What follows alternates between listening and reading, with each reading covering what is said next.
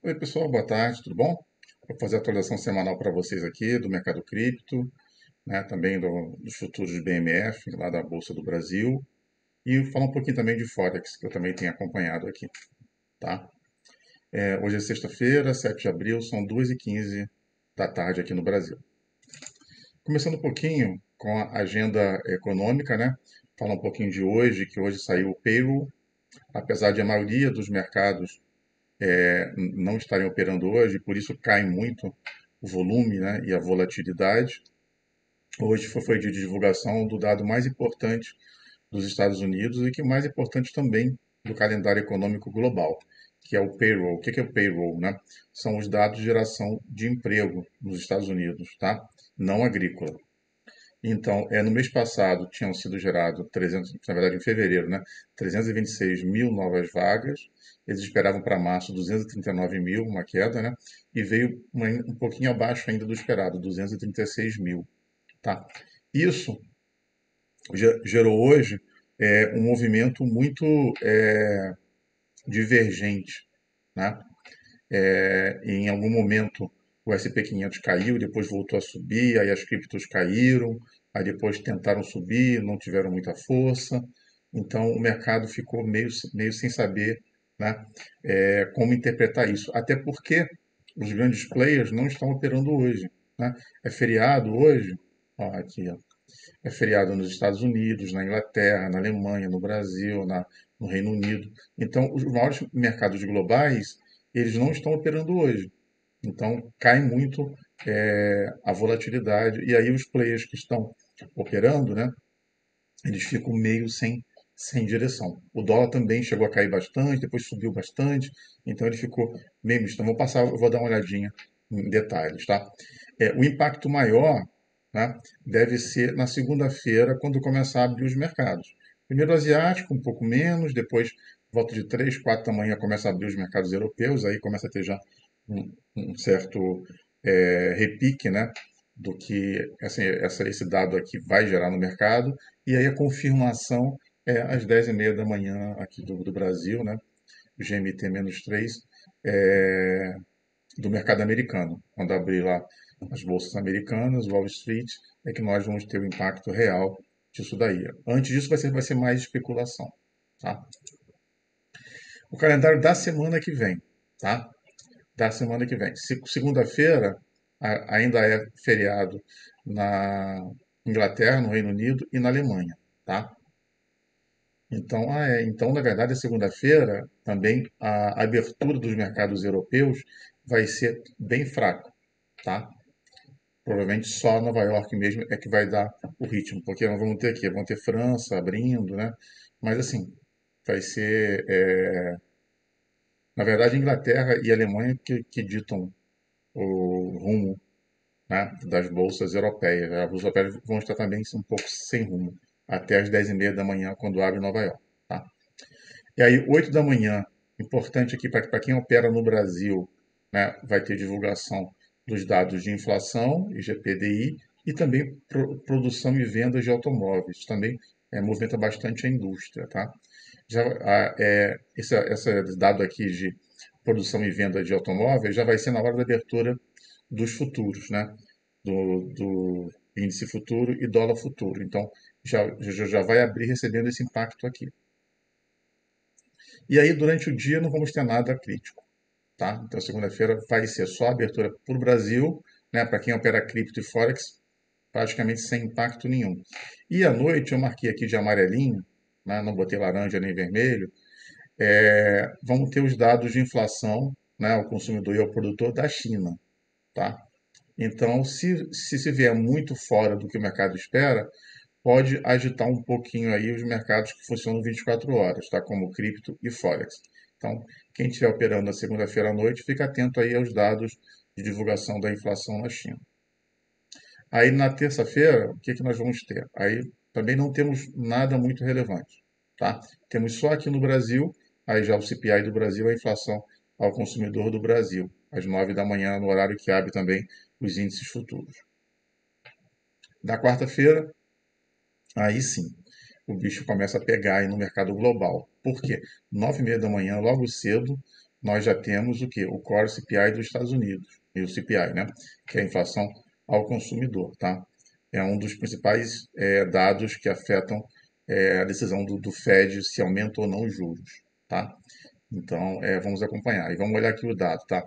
Por exemplo, o CPI no mês, né? No mês de fevereiro foi 0,4, eles esperam que tenha uma redução para 0,3, né?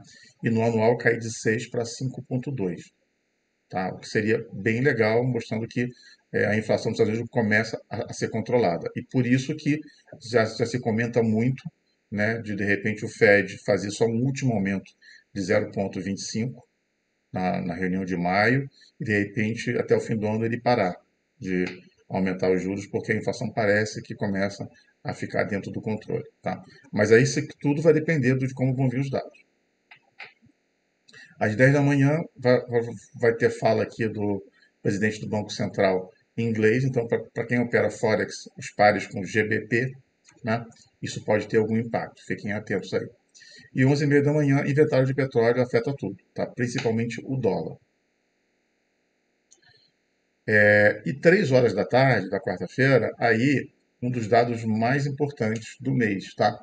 Nós vamos ter aqui o que? A ata da reunião do FONC, que foi que é o comitê que decide o aumento de juros nos Estados Unidos. Então, ali vai estar detalhado o voto de cada membro do FONC, o que eles esperam daqui para frente, tá? Então, às 3 horas sai a ata e começa a ter muita volatilidade no mercado. Por quê? Porque uns players começam a ler aquilo ali e interpretam de uma forma, então acham que é positivo, começa a comprar, vai subindo, outros leem, acham que vai cair, então fica um zigue-zague no mercado até que o mercado entre no consenso se é alta ou se é baixa, tá? Então costuma ter meia hora, às vezes, 40 minutos de volatilidade para um lado e para o outro. Muito cuidado nesse horário aí, tá? Quem é mais experiente acaba conseguindo fazer um dinheiro, né, nesse zigue-zague do mercado, mas quem não é melhor dar uma segurada. Às 4h15 fala de novo o presidente do Banco Central em inglês. Eu só botei de amarelinho porque geralmente quando tem uma fala cedo e outra à tarde, em eventos diferentes, dificilmente, né, a pessoa fala alguma coisa muito relevante na segunda fala que não falou na primeira, tá? Então, isso daqui eu pintei de amarelinho só para ter um alerta, mas eu acho que não deve ser nada crítico, não. Na quinta-feira, né, mais uma vez, para quem opera Forex, né, os pares de libra esterlina, aí sim, tá? 3 da manhã tem o PIB do Reino Unido, né? E logo depois, quer dizer, às 3 da manhã também, desculpa, tem aqui produção, manufatura também do Reino Unido, tá? E no mesmo horário tem também o CPI da Alemanha. Não é tão relevante assim a inflação da Alemanha, mas afeta a inflação do bloco europeu e pode ter algum impacto se vem muito acima ou muito abaixo do esperado. Tá? Como eu gosto de usar o calendário econômico, tá? E uma dica para vocês aí. Quando eu estou operando, né, aqui no Brasil, então eu uso a ferramenta Profit Chart, eu coloco lá os alertas dos horários que ele fica me mostrando. E quando eu estou operando cripto ou Forex, eu não estou com o meu Profit aberto, eu coloco um, um alarme no meu celular. Tá? Nesses horários, eu boto sempre assim, alguns minutinhos antes, porque se eu tiver uma operação, eu tento sair da operação antes do número, ou se tiver um ganho, eu subo o stop, faço alguma coisa assim. Mas assim, realmente é bem relevante tomar cuidado com esses eventos. No mesmo dia ainda, né? Nós estamos aqui na quinta-feira, nós ainda temos às 9h30 da manhã, tá? O pedido inicial de seguro-desemprego nos Estados Unidos e o PPI, né? Porque tivemos geralmente é CPI, né? A inflação ao consumidor um dia antes, né? E no dia seguinte vem a do produtor. Então, vamos saber qual foi a inflação ao consumidor na quarta-feira e na quinta vem a do produtor. E, geralmente, o do produtor tem um impacto menor do que o do consumidor, tá? Mas sempre imagina só, aqui estava menos 0,1, eles imaginam que vai subir para 0,1. Se isso vem 5, 6%, por isso que é importante vocês acompanharem. Aí pode ter um auê no mercado, tá? Então, vale a pena ficar atento aos horários, mesmo o dado não sendo tão relevante, porque ele pode vir algo bem discrepante, aí quando vem discrepante, aí sacode bastante o mercado. E na sexta-feira, no último dia da semana aí, ainda vão ter vendas do varejo nos Estados Unidos, também costumam, tá, ter alguma relevância, principalmente na sexta-feira, que não tem muito dado, então os players vão ficar acompanhando, né, esse dado aqui. E aí depois tem mais dois dados, às 10 e 15 e às 11, que são menos relevantes, mas que eu coloquei aqui em amarelinho, porque é, antes do meio-dia, ainda tem volume na sexta-feira, então é importante acompanhar, tá? A produção industrial dos Estados Unidos e também o índice de expectativa do consumidor, né, da Universidade de Michigan, tá? Então é importante acompanhar esses dados aqui também. E aí acaba o calendário. O calendário da semana que vem é bem relevante, tá? Tem bastante dado a ser divulgado. O que é bom para quem opera, gosta de fazer trades mais curtos, né? Porque te dá a oportunidade de entrar e sair nesses repiques todos que vão ter em função dos dados. Vamos entrar um pouquinho nas análises agora aqui, tá? Então vamos lá, o Bitcoin aqui, o Bitcoin diário, tá? Eu tinha falado já na semana passada aqui, né? Eu fiz esse desenho aqui, ó, de novembro de 2021 até novembro do ano passado, né, um ano praticamente, ele só caiu, claro, alguns repiques no meio do caminho, mas ele veio caindo, caindo, caindo, caindo, saiu de 69 mil dólares para 15.400 e pouco, vamos dar 15.500, tá? Então foi uma queda bem significativa. E agora, de novembro do ano passado até agora, ele vem subindo forte. Tá? Inclusive, nos últimos meses aí, o Bitcoin foi o ativo que mais se valorizou no mundo em relação às bolsas, dólar, ouro, tudo. Tá? Quem conseguiu comprar aqui em novembro foi realmente teve um ganho bem significativo. E eu comecei a notar a reversão aqui, tá? Início de janeiro, quando ele começou a cruzar as médias aqui, e aí ele sobe, volta, testa a média, sobe de novo, que é muito legal para quem gosto de análise técnica, porque ele veio, testa e sobe de novo. Tá? Então, esse segundo toque mostra a força dele. E ele veio até 23% de FIBO. Isso aqui são os níveis de Fibonacci, né? Agora da correção. E ele está agora aqui em cima já há algum tempo, tá? Desde mais ou menos 20 de março. Tá? Então, está mais ou menos 2 semanas, um pouquinho mais, que ele está aqui. Sobe um pouquinho, desce um pouquinho, sobe um pouquinho, e continua nessa mesma faixa aqui. Eu vou até fazer um retângulozinho aqui para a gente acompanhar, tá? Retângulo amarelinho aqui, ó.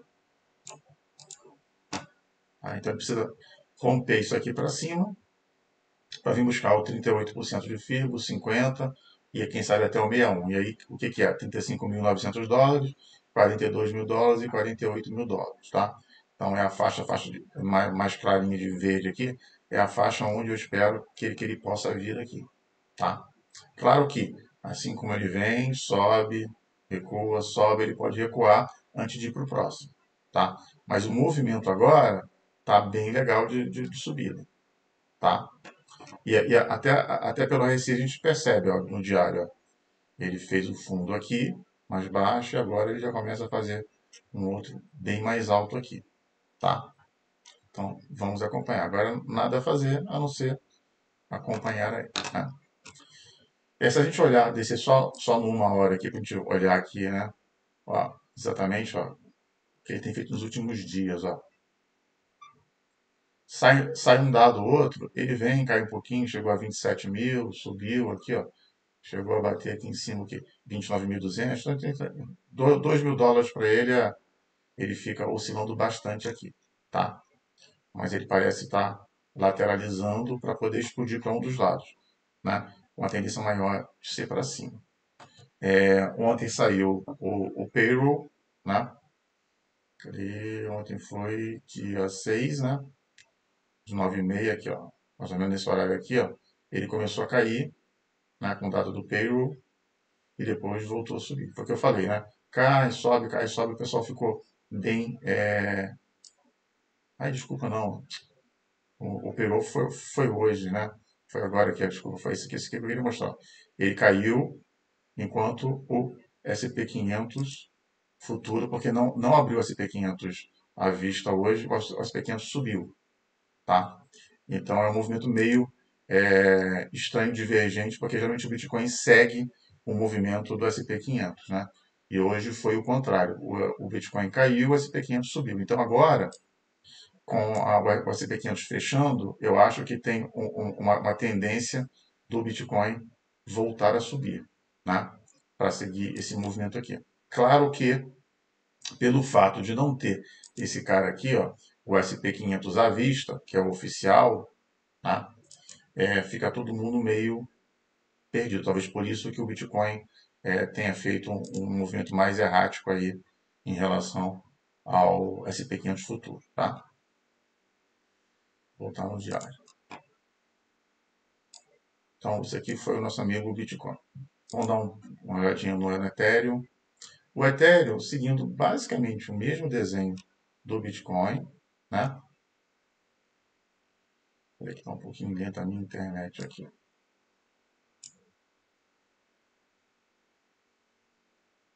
Nem chegou a desenhar tudo aqui ainda, tá? Mas vamos lá.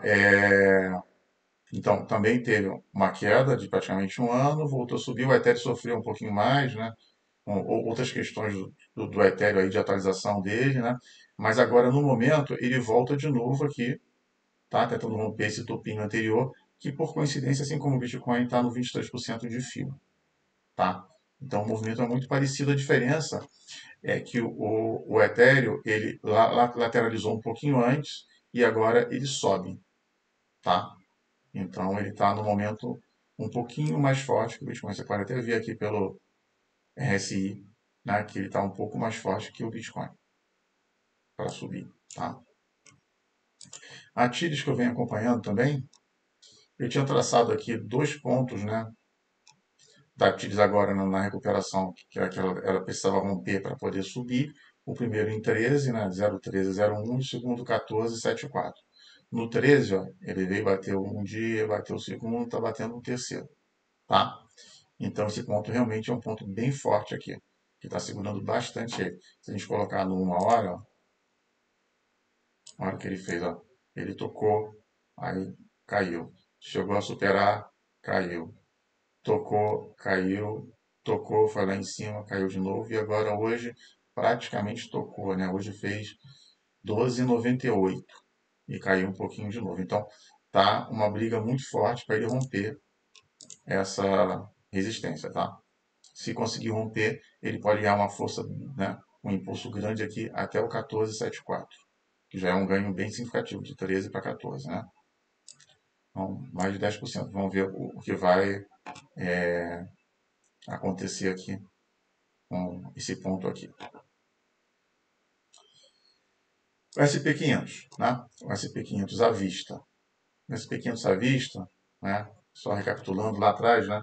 Aqui tivemos aquele movimento do Covid, aí depois o SP500 só subia, subia, subia, festa, festa, festa, festa. Aí veio, né, crise global, guerra na Ucrânia, né, aumento de juros do Fed, e aí o SP500 caía, parecia que ia subir, caía, subia, caía, subia, caía, foi, até aqui em fevereiro, quando ele finalmente rompe, né, essa linha de tendência de baixa aqui, chegou a ficar um tempo em cima, aí recuou, subiu de novo, recuou um pouco mais e agora veio com uma força muito grande para cima, tá? Então, deixa eu traçar aqui, ó. Nós precisamos muito que ele rompa esse pontinho aqui, ó, 41,95, tá? Já está perto, né? Nós vamos ter agora a abertura de segunda-feira, né? Se o impacto do payroll for bom, ele pode já superar esse primeiro pontinho aqui, o 41,28, e aí vir buscar o 41,95. Vamos acompanhar, porque ele subindo, ele puxa praticamente os mercados globais todos do mundo, tá? O DXY, o DXY, né, que é o dólar internacional contra as principais moedas do mundo, né, durante essa crise toda ele só subia, né, e aí mais um dado importante para a gente aí, né, foi que aqui, né, de setembro para cá, ele vem arrefecendo, vem perdendo força, aí veio aqui de novo, mais uma crisezinha, ele sobe, mas já começa a cair de novo a partir aqui de 9 de março, tá? Então, o dólar perdendo força é bom porque puxa o SP500, puxa as bolsas globais, puxa as criptos, tá? No momento de crise como esse daqui, né, os grandes investidores vão tirando dos ativos de risco e jogando no dólar, que ainda é um ativo bem mais seguro, tá? Então, hoje está aqui em 102,06. Vamos torcer aqui para que ele rompa logo abaixo dos 100. Ele rompendo abaixo dos 100, aí ele novamente entra em um outro ciclo de baixa. Ele pode vir buscar aqui um 97 e aí depois vem. Ele tem uma infinidade de pontos para baixo aqui. Quando chegar perto eu vou marcando, tá? Mas é importante a gente acompanhar isso aqui só para a gente ver como que está a força do mercado, né? Outro também dado importante vocês acompanharem é o índice VIX. O índice VIX mede a volatilidade do mercado americano, tá? Então, quanto mais cai o VIX, melhor está a bolsa. Quanto mais sobe o VIX, pior está a bolsa, tá? Que é o medo, né? Eu chamo de índice do medo. Então, o VIX, né, ele vem fazendo zigue-zague com essas crises todas grandes e agora ele está de novo aqui no fundo, tá? Querendo romper esse fundo aqui. Se romper, vai ser bem legal. Ele pode voltar para esse patamar aqui que ele tinha aqui, né? Quando a gente vê na recuperação da pandemia. Então, vamos acompanhar. Antes de entrar no Forex, eu vou falar aqui dos contratos futuros do Brasil, né? De dólar e índice da Bolsa do Brasil, Bovespa. Primeiro com o dólar. O dólar também, né, contra o real, vem fazendo um zigue-zague grande aí numa faixa lateral grande, né? Vou traçar aqui a parte de cima aqui, tá? Então aqui entre os 5,50 e os 5,07, né? Ele vem oscilando nessas crises e agora ele está exatamente embaixo aqui, tá? Tá todo mundo comentando muito aí que o dólar provavelmente vai agora romper com força abaixo dos 5. Tá? Então, por quê? Né? Você começa a ver o SP500 ganhando força, tá? O dólar contra as principais moedas perdendo força, né? O índice de volatilidade da bolsa começa também a cair. Então, tudo vai num cenário bem positivo. E no Brasil, que isso aqui é o dólar contra o real, né? Nós temos aí o arcabouço fiscal do governo que está para ser discutido, que aí pode estar trazendo um pouco de calma para o mercado, de que o fiscal vai ser respeitado, que vai seguir a nova regra. Então, tem todo um conjunto de fatores que estão ajudando muito a empurrar esse dólar para baixo. Tá? Então, claro que, né, quem compra ou vende o dólar para fazer uma posição de hedge, mais longo prazo, beleza, tendência de queda, né? Deveria estar operando vendido agora. Quem opera, né, no nosso day trade, né, no diário, aí, né, não afeta tanto porque o que vale é o dia, né? Aquele sobe e desce que tem no dia que pode te quebrar, você sobe 50, 60 pontos, né, no dia. Mas o importante dessa análise aqui é o quê? É que existe uma tendência primária de queda, tá? Então, ou seja, se abre o dia, né, o dólar futuro começa a cair, você fica muito mais à vontade para fazer uma venda do dólar. Tá? Se abre o dia e começa a subir, claro que você, dependendo de todo o seu cenário, o seu setup, o que você acompanha, você pode comprar. Tá? Mas aí pode ser só um repique para ele voltar a cair de novo, porque a tendência principal no momento é de queda. Tá? Embora agora ele esteja tocando no fundo aqui, onde tocou, né? Uma vez, duas, até tocou mais aqui para trás, né? Uma, duas, três, quatro, cinco. Aqui, ó, aqui tocou um monte de vezes, 6, 7, 8, 9 vezes. Está chegando a 10ª vez aqui, tá? Então, ele pode chegar e voltar para subir de novo por 5,50 ou perder. Tudo vai depender também, né, desse conjunto de informações. SP500 confirmar sua força para cima, o DXY sua força para baixo. Né? No Brasil não surge nenhuma novidade aí do governo, né? O mercado não gosta de novidade, então se for tudo dentro do esperado, a tendência dólar para baixo. E se o dólar vai para baixo, a tendência do quê? Do índice da bolsa é ir para cima, tá? Então vamos ver aqui como é que está o Ibovespa, tá? O Ibovespa, ele vem fazendo, né, um zigue-zague grande, tá? Principalmente porque ano passado nós tivemos a eleição, né, e a eleição não veio de acordo com o que o mercado esperava. Aí vem início do novo governo, isso geralmente gera um pouco de expectativa, né? Isso tudo aí. Aí junto com isso veio crise de bancos lá fora, né? Então o Ibov vem fazendo um zigue-zague grande, mas ele tocou o fundo aqui no finzinho de março, aí subiu bem em poucos dias. Agora ele deu uma recuada, mas eu acho que vai recuar para tocar as médias para voltar a subir, tá? Então, a meu ver, claro que a gente não tem bola de cristal, né? Mas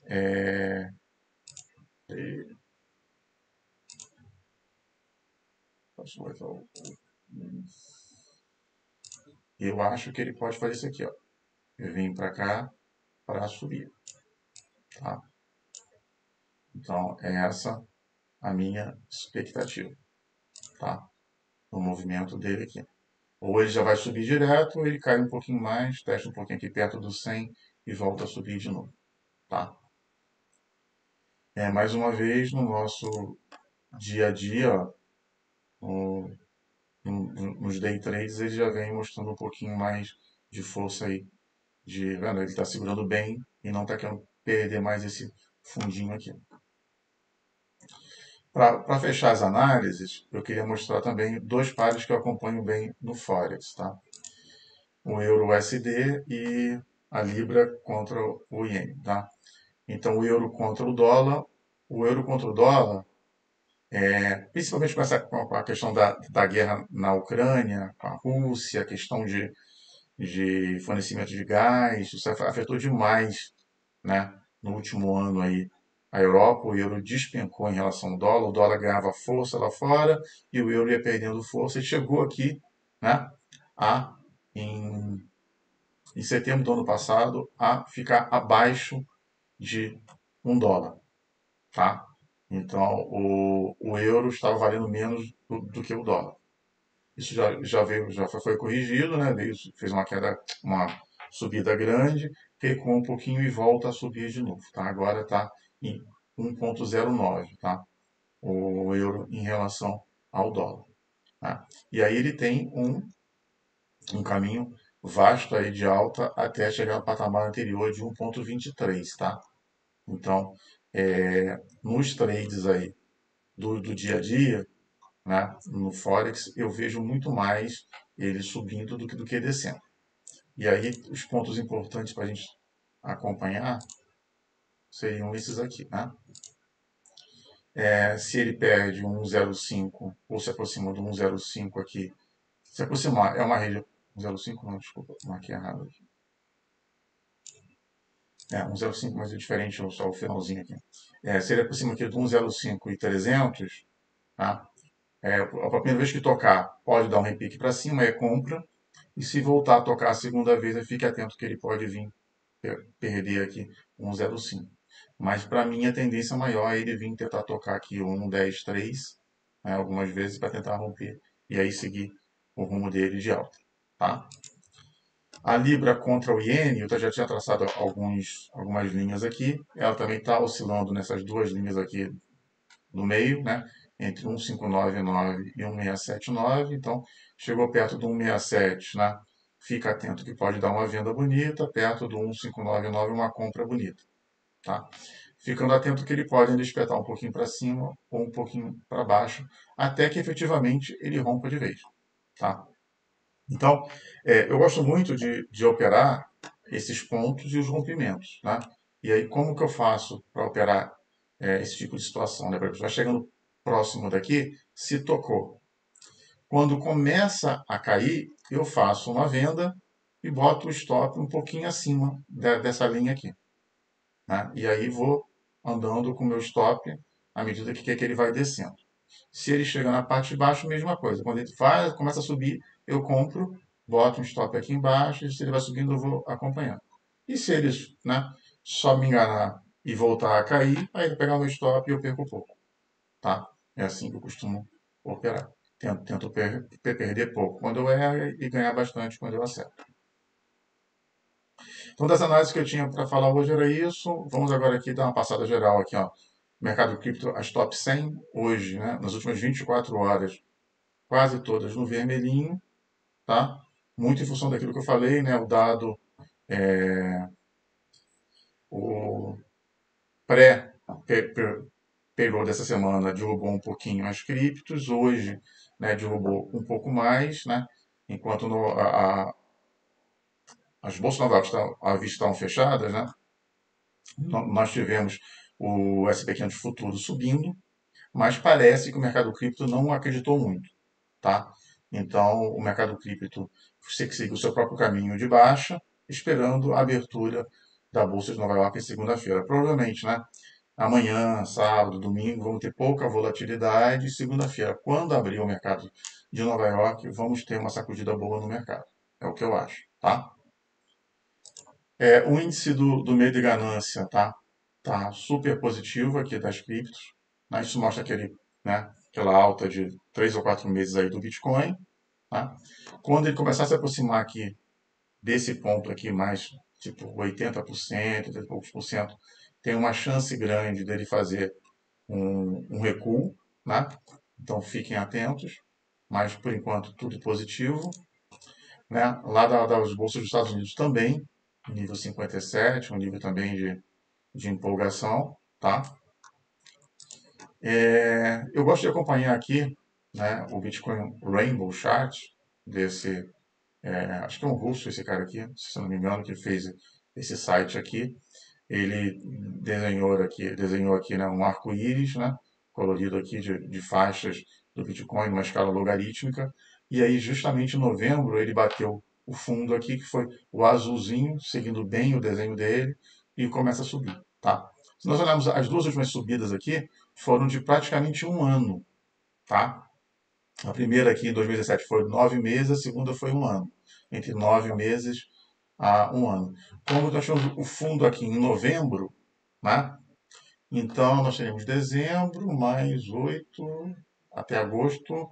Então, assim, entre agosto, teoricamente, seguindo, né, os padrões passados, nós podemos ter uma alta do Bitcoin até entre agosto e novembro. Alguma coisa entre agosto e novembro ele subiria com alguma força e depois ele faria de novo um recuo. Tá? Então, é isso que diz esse gráfico aqui. Vamos acompanhando. Toda semana eu vou procurar trazer para mostrar para vocês aqui.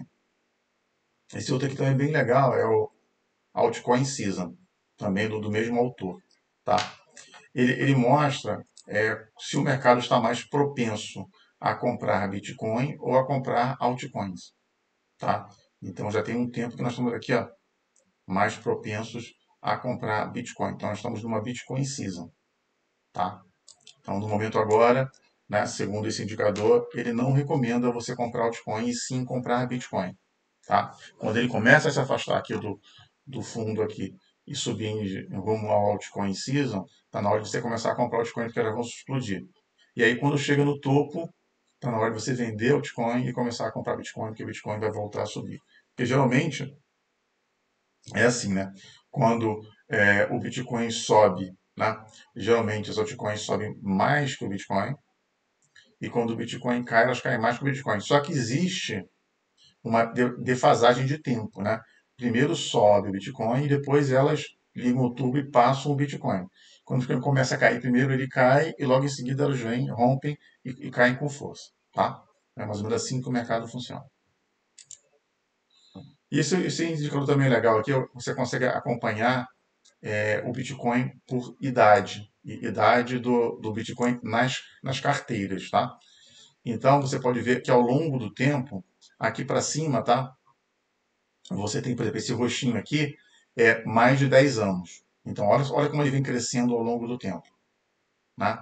Aí depois, entre 7 a 10 anos, esse azul, ó, ele vem também crescendo. Quando ele aumenta aqui para baixo, ele está crescendo a quantidade, o percentual. Tá? Por exemplo, se a gente colocasse aqui, ó, quando começou o roxinho, né, em fevereiro de 2019, nós tínhamos 1,41% dos bitcoins tinham mais de 10 anos nas carteiras.